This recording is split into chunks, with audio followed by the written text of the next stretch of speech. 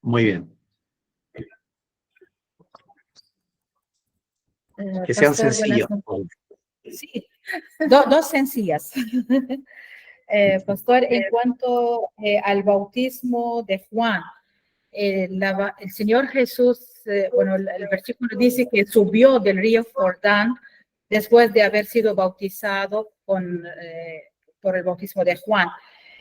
No es, a mí me parece que es más parecido al bautismo de sumersión en agua, el cual nosotros como cristianos practicamos, y no al ritual de purificación que tradicionalmente lo siguen los judíos. ¿Es así? En realidad, el rito de purificación judío también se sumergía en el agua. ¿Ok? Los lavacros o los lugares, los aljibes, no sé si entienden esa palabra, donde se practicaba el rito de la purificación, eran un hoyo excavado en la tierra y que estaba lleno de agua, y ahí se sumergía totalmente la persona. Hay retorno con el micrófono.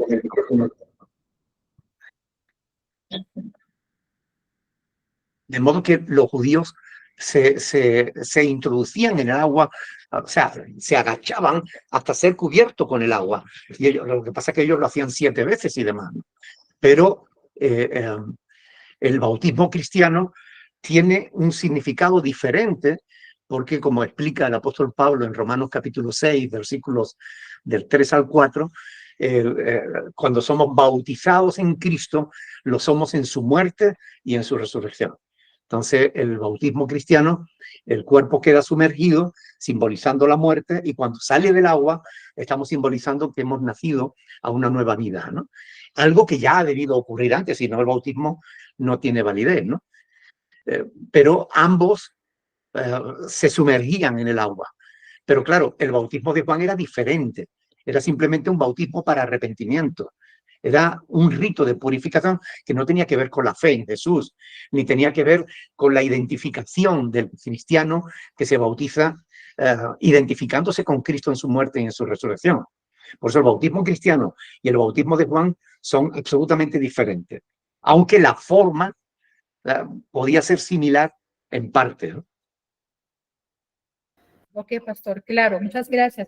Tengo otra pregunta en cuanto Nicodemo tuvo una presión social y religiosa, por eso acudió a Jesús o buscó a Jesús en horas de la noche.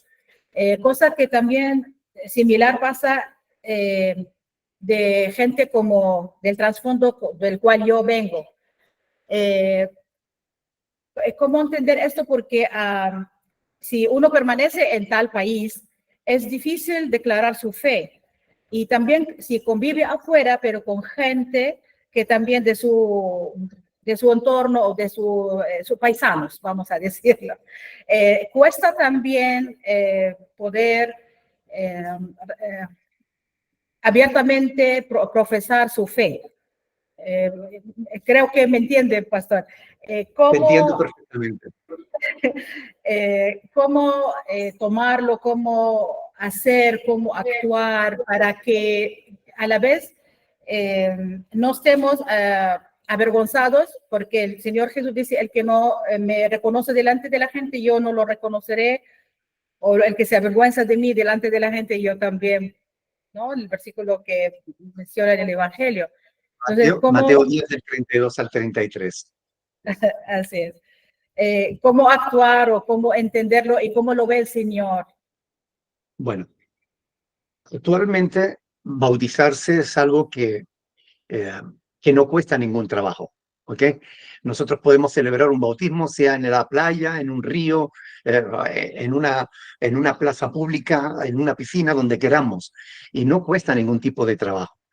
Pero el bautismo es no solamente un rito de identificación con Cristo en su muerte y en su resurrección, como decía, sino también era un testimonio público de fe. Y esto era importante tenerlo en cuenta. Era un testimonio público de fe. Y en aquella época, dar testimonio público de la fe en Jesús, a algunos en ciertos lugares podía costarle la vida. Pero ahí es donde está el rito. Ahí es donde está el reto, perdón, no el rito, el reto. Porque Jesús, en ese pasaje que tú estabas citando de memoria, Mateo capítulo 10, versículo del 32 al 33, dice, el que me confiese delante de mi Padre, delante de los hombres, yo le confesaré delante de mi Padre que está en los cielos. Pero si alguno se avergonzare de mí delante de los hombres, yo también me avergonzaré de él, delante de mi Padre que está en los cielos. Por tanto, hay un llamado de parte de Jesús, una exhortación a dar testimonio público, aunque eso nos pueda granjear, digamos, el odio o la persecución. Pero esta es la realidad. Hay un llamado a vivir nuestra fe de manera pública, a no escondernos. Aunque vemos que los discípulos, por ejemplo, en el libro de los Hechos de los Apóstoles, vemos que los discípulos se escondieron muchísimas veces, ¿no? Por miedo a los judíos, ¿no? Por miedo a la persecución.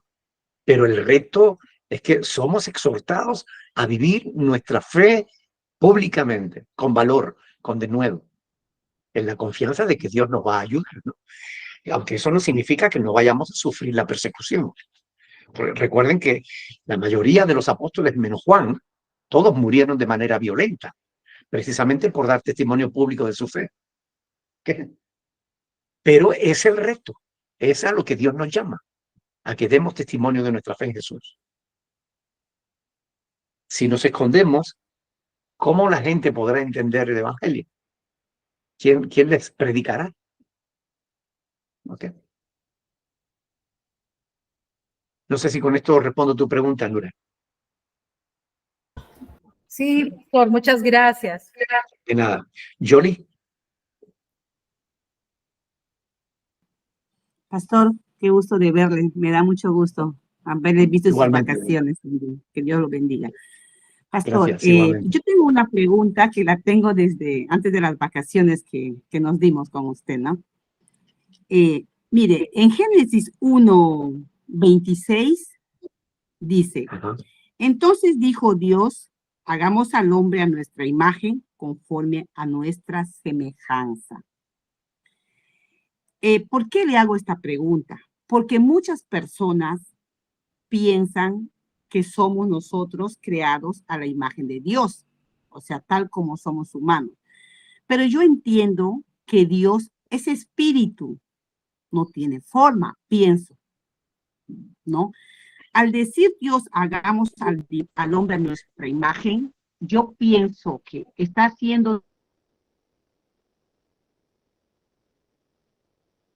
mas no a su imagen como nosotros de carne y hueso. Porque dice conforme a nuestra semejanza. ¿Cuál es la semejanza de Dios? Los atributos que Él tiene, ¿no?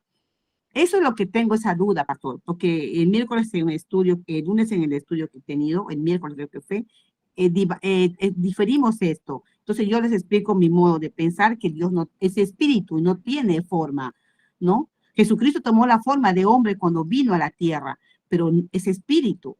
Entonces, lo que yo quisiera es que usted me explique qué significa hagamos al hombre a nuestra imagen conforme a nuestra semejanza. Gracias, pastor. Gracias a ti por la pregunta. Efectivamente, Juan 4:24 dice que Dios es espíritu. ¿Ok? Y los que le adoran en espíritu y en verdad es necesario que le adoren porque tales adoradores busca al Padre que le adoren, ¿no? Ahora, cuando el Señor está diciendo hagamos al hombre a nuestra imagen y semejanza, no se está refiriendo a una semejanza o a una imagen física, de ningún modo, sino que se está refiriendo a que vamos a tener ciertas características o cualidades que Dios manifiesta en su palabra. Por ejemplo, nos ha hecho libres, nos ha hecho con la capacidad de entender, con la capacidad de decidir, con la capacidad de aprender. Él ha puesto en nosotros muchas de sus cualidades. En eso somos los únicos seres sobre la tierra que tenemos esas cualidades. No hay ningún animal que pueda tener esas características. ¿Ok? Sabemos que los animales actúan por instinto y pueden aprender. Nosotros le podemos enseñar a tirarle la pelota y que nos la traiga. Pero a más de eso, hay cosas que el animal no va a entender porque no tiene conciencia. El animal no tiene esa semejanza de Dios, no sabe discernir, no sabe juzgar, no sabe.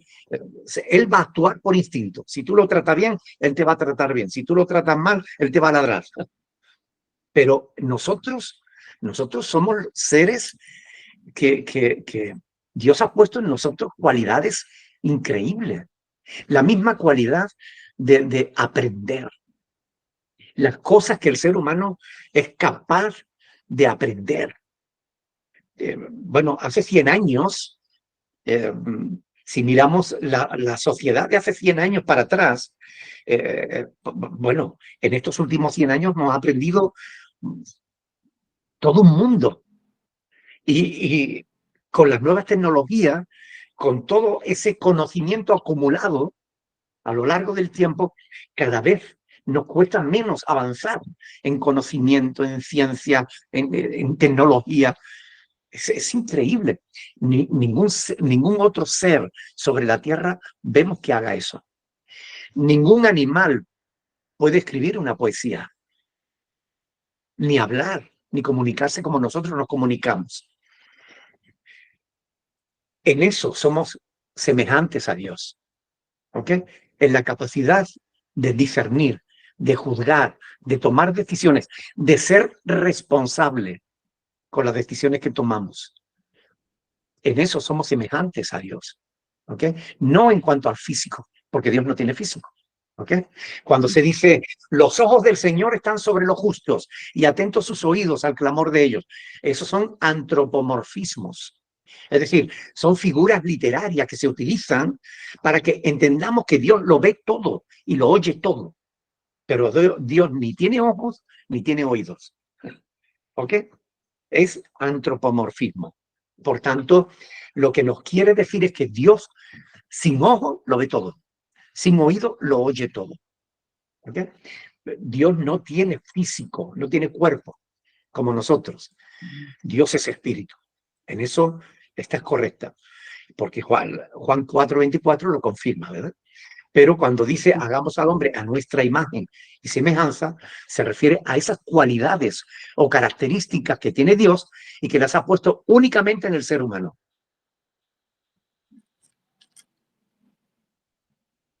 ¿Okay? Gracias, pastor. De gracias, nada. no estaba lejos. Muchas gracias. De nada. Johanny.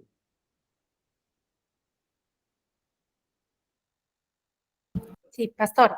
Quería que nos ilustrara un poco acerca de la Semana Santa. Si bien es cierto, como cristianos no lo celebramos, yo le entiendo, le he llegado a entender, pero hay muchos hermanos que todavía no entienden y hacen mención o que tienen que guardar la Semana Santa. Quisiera que por favor explicara este tema. Muy bien. Los cristianos no la celebramos, pero aquí hay una iglesia cristiana, supuestamente, que celebra la Semana Santa.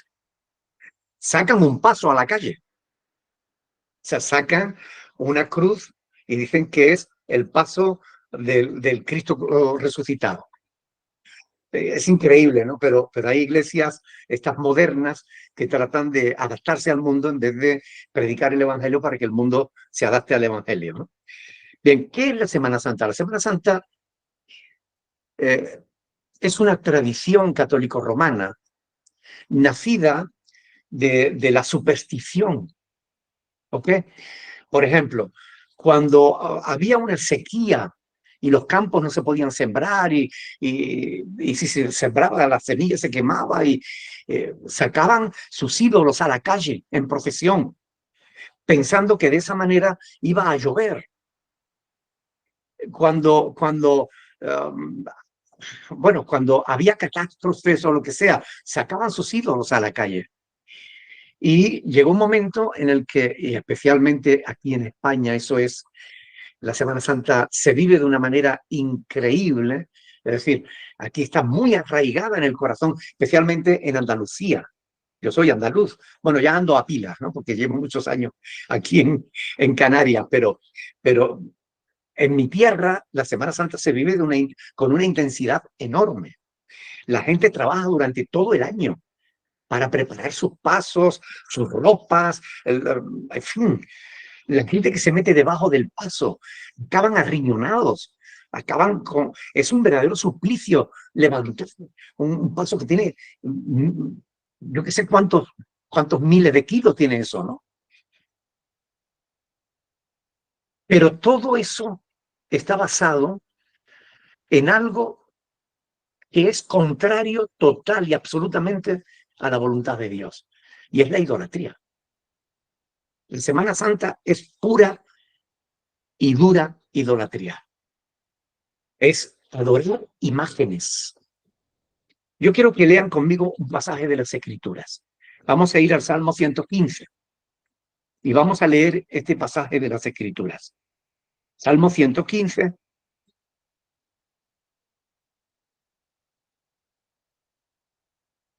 ¿Lo tiene? Dice la palabra del Señor: no a nosotros, oh Señor, no a nosotros, sino a tu nombre da gloria, por tu misericordia, por tu verdad. ¿Por qué han de decir la gente, ¿dónde está ahora su Dios? Nuestro Dios está en los cielos. Todo lo que quiso ha hecho. Los ídolos de ellos son plata y oro, obra de manos de hombres. Tienen boca, mas no hablan. Tienen ojos, mas no ven. Yo decía que Dios no tiene ojo, pero lo ve todo. Pero los ídolos de los hombres tienen ojo y no ven nada. Tienen ojos y no ven, orejas tienen, mas no oyen. Tienen narices, mas no huelen. Manos tienen, mas no palpan. Tienen pies, mas no andan. No hablan con su garganta y semejante a ellos son los que los hacen y cualquiera que confía en ellos. Es decir, es algo vano, algo vacío. La idolatría es muy peligrosa y voy a explicar por qué. Porque la palabra de Dios dice en 1 Corintios capítulo 6, versículo 9, que los idólatras no heredarán el reino de Dios. Así de claro. 1 Corintios capítulo 6, versículo 9. Los idólatras no heredarán el reino de Dios. Lo podéis ver si queréis para confirmar que no me lo estoy inventando, que está escrito en la palabra de Dios y que así es. ¿No sabéis que los injustos no heredarán el reino de Dios? No erréis, ni los fornicarios, ni los idólatras, ni los adúlteros, ni los afeminados, ni los que se echan con varones, ni los ladrones, ni los avaros, ni los borrachos, ni los maldicientes, ni los estafadores heredarán el reino de Dios. Ahora bien, gracias a Dios, ahí no se termina la palabra, sino que sigue diciendo, y esto erais algunos, mas ya habéis sido lavados, ya habéis sido santificados, ya habéis sido justificados en el nombre del Señor Jesús por el Espíritu de nuestro Dios. Quiere decir que la idolatría se puede abandonar. Como se puede abandonar el pecado de la borrachera, o se puede abandonar el pecado del adulterio, o el pecado de la homosexualidad, se puede abandonar. Esto erais algunos, mas ya habéis sido lavados, ya habéis sido justificados, santificados en el Señor Jesús. Por tanto, la idolatría es peligrosa. Es que mi mamá me enseñó, es que a mí me enseñaron desde pequeñito, pero mire, da igual lo que te hayan enseñado. El apóstol Pablo dice, cuando yo era niño, pensaba como niño, juzgaba como niño, pero cuando fui adulto, cuando fui grande, cuando fui hombre, dejé lo que era de niño. No podemos pensar toda nuestra vida como inmaduramente, como si fuéramos niños. Llega un momento en nuestra vida en que tenemos que analizar si lo que se nos enseñó es correcto o no. Nos decían que los niños venían de París Y lo creíamos cuando éramos chicos. Pero ahora ya somos grandes y sabemos que no es así. Nos decían que los juguetes nos los regalaban Papá Noel. Pero ahora sí que somos grandes, sabemos que no es así. Entonces, dejemos lo que era de niños. Nos decían que la Virgen de no sé qué o el Cristo de no sé cuánto, esa imagen hacía milagros. Pero dejemos de irnos de tontería. Los trozos de madera no hacen milagros. Permítanme que les lea otro pasaje más. Isaías capítulo 44.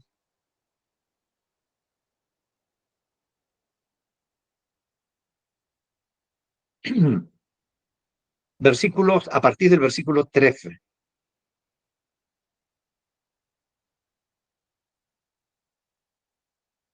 El carpintero tiende la regla, lo señala con almagre, lo labra con los cepillos, le da figura con el compás, lo hace en forma de varón a semejanza de hombre hermoso para tenerlo en casa.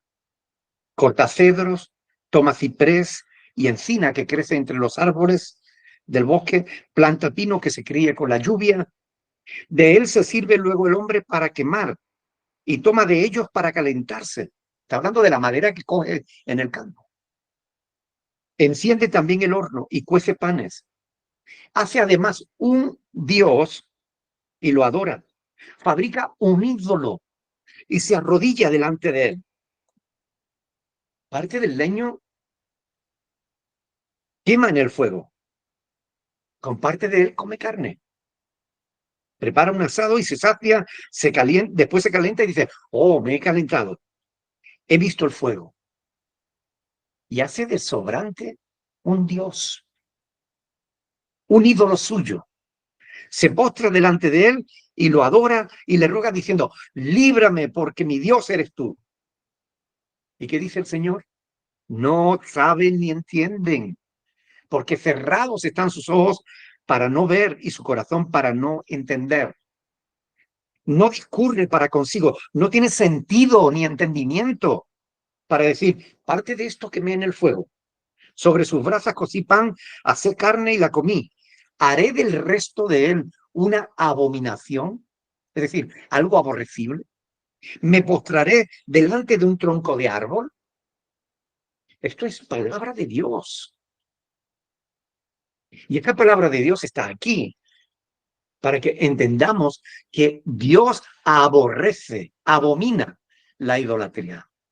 Por tanto, no es una cosa de opinión. No se trata de lo que tú pienses o de lo que piense yo. Se trata de lo que Dios ha dejado escrito en su palabra. Y si tú no quieres ir al infierno de cabeza, tienes que abandonar la idolatría.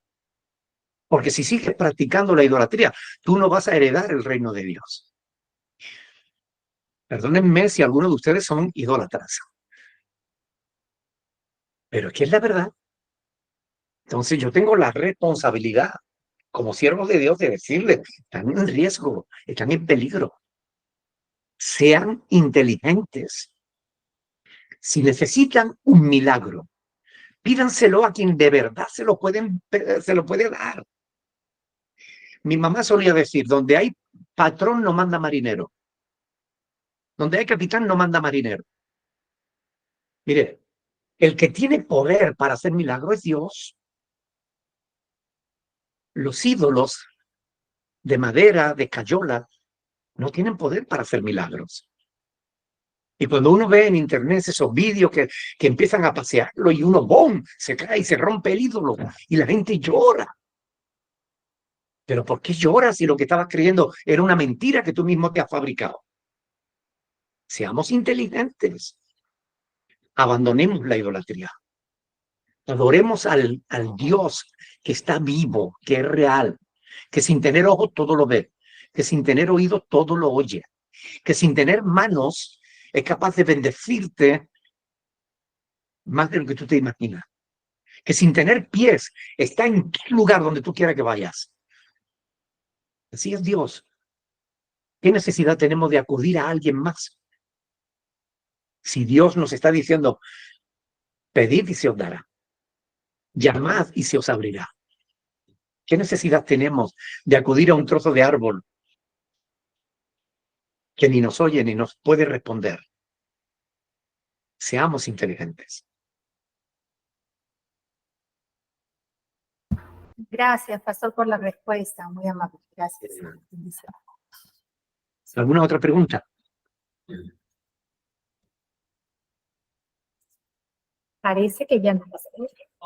Bueno, pues entonces lo dejamos aquí. Ya, muy bien. Lo dejamos entonces aquí. Damos gracias al Señor por este ratito y animarles a que sigan escudriñando las Escrituras en oración, pidiéndole a Dios que les ayude a entenderla y también pidiéndole que les dé la fuerza necesaria para ponerla por obra. Porque no es solamente cuestión de entenderla, es cuestión de obedecer a Dios. Obedecer a Dios es más importante que obedecer a los hombres. Amén. Hagamos una oración. Padre del cielo, muchas gracias por esta oportunidad hermosa. Queremos rogarte, Señor, que todas estas cosas que hemos hablado, comentado, que hemos compartido de tu palabra, queden grabadas en nuestra mente y en nuestro corazón y que tú la uses para la gloria de tu bendito nombre. Señor, glorifícate en tu iglesia, ahí en Lima, en Perú.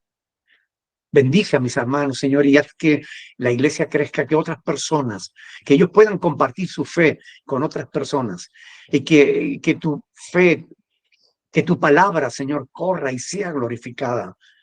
Que mucha gente tenga la oportunidad de conocer estas cosas que la gente ignora, Señor. Porque están viviendo en tradiciones humanas y están viviendo en la oscuridad. Cuando la luz de tu palabra está al alcance de nuestra mano. Señor, permítenos ser instrumentos de bendición para otros, así como otros lo fueron para nosotros. Te lo pedimos en el nombre de Jesús, dándote las gracias de antemano, Señor. Amén. Amén. Bueno, Dios les bendiga muchísimo a todos. ¿Ok? Pastor. Adiós. Gracias, pastor. Amén. Gracias, Gracias por todo. Bendiciones. No hay de qué. Saludos, pastor. Saludos, Dios les bendiga, hermano. Chao, chao, hermano. Bendiciones a cada uno. Dios les bendiga mucho.